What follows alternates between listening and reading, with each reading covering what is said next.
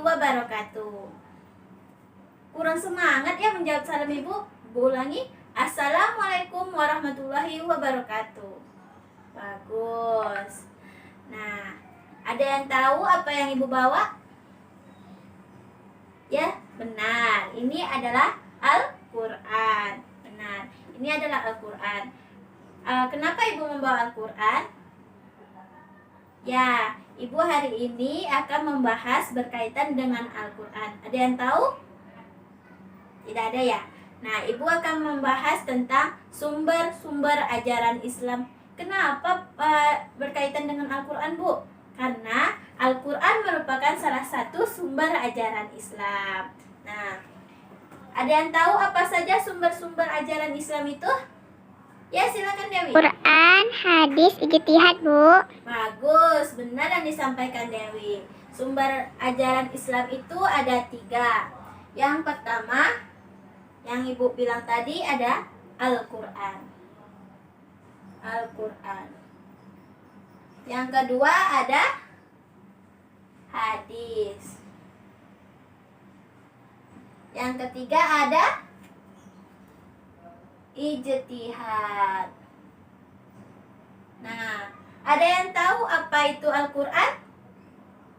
Ya, Al-Quran ada 2 pengertian di sini, secara bahasa dan secara istilah. Al-Quran secara bahasa yaitu qara'a, yaqra'u, Qur'ana, yang artinya sesuatu yang dibaca atau bacaan. Nah, yang pengertian yang kedua secara istilah. Al-Quran secara istilah merupakan kalamullah yang diturunkan Allah Subhanahu wa ta'ala kepada Nabi Muhammad SAW dalam bahasa Arab yang sampai pada kita secara mutawatir, yang diawali dengan surat Al-Fatihah dan diakhiri dengan surat An-Nas. Sampai sini paham anak Ibu? Bagus. Nah, kenapa Al-Quran disebut sumber yang paling utama? Karena di dalam Al-Quran mencakup keseluruhannya. Ada tentang akidah di sana, ada tentang akhlak di sana, ada tentang keimanan di sana. Semuanya ada dalam Al-Quran. Makanya sesuatu itu harus berlandaskan dengan Al-Quran, apalagi agama Islam ya. Sesuatu itu pasti ada di dalam Al-Quran. Tentang pengharaman, tentang kebolehan, tentang kewajiban ada di dalam Al-Quran. Nah, sumber yang kedua yaitu hadis. Nah, hadis di sini memiliki pengertian perkataan.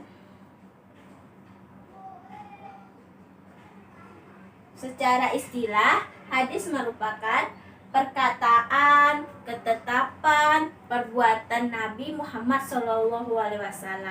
Jadi, setelah sumber sesuatunya kita dapat di Al-Quran, kita cari apa hukumnya di Al-Quran. Jika tidak ada di dalam Al-Quran, kita langsung harus merujuk ke hadis.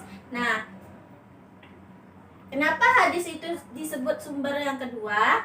Karena apa yang tidak ada di Al-Quran bisa dilihat di dalam hadis. Contohnya, misalnya Ananda, di dalam Al-Quran tidak dijelaskan tata cara sholat secara terperinci kan. Nah, makanya kita harus mencari dalam hadis. Nah, di dalam hadis itu nanti dijelaskan bagaimana tata cara sholat, bagaimana tata cara wudhu Nabi. Nah, itu yang harus kita pedomani Al-Quran dan hadis. Baiklah anak-anak, kita masuk ke sumber yang ketiga yaitu ijtihad. Nah, ada yang tahu apa itu ijtihad? Silahkan Rehan. Tunggu, Bu. Benar, bagus sekali ya. Benar yang dikatakan Rehan, ijtihad itu adalah sungguh-sungguh secara bahasa. Nah, ada yang tahu secara istilahnya apa?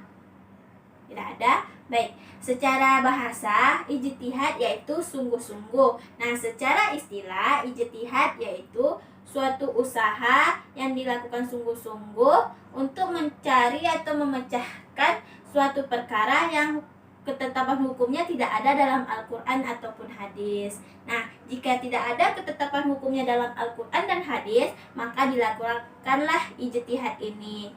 Nah, sampai sini paham anak ibu? Paham? Apa ada pertanyaan? Tidak ada. Nah, dari ketiga sumber ini, inilah sumber ajaran Islam dari Al-Quran, hadis, dan ijtihad. Nah, sesuatunya harus merujuk pada tiga sumber ini. Nah, apakah ada yang ingin ditanyakan? Tidak ada. Kalau tidak ada, ibu ingin memberikan tugas. Coba Anda buka buku paketnya halaman 10. Silahkan dikerjakan 1-5. Jika sudah, nanti kumpulkan di meja ibu ya. Baiklah. Nah, itulah pembelajaran kita pada hari ini. Ibu akhiri dengan wabillahi taufiq wal hidayah. Wassalamualaikum warahmatullahi wabarakatuh.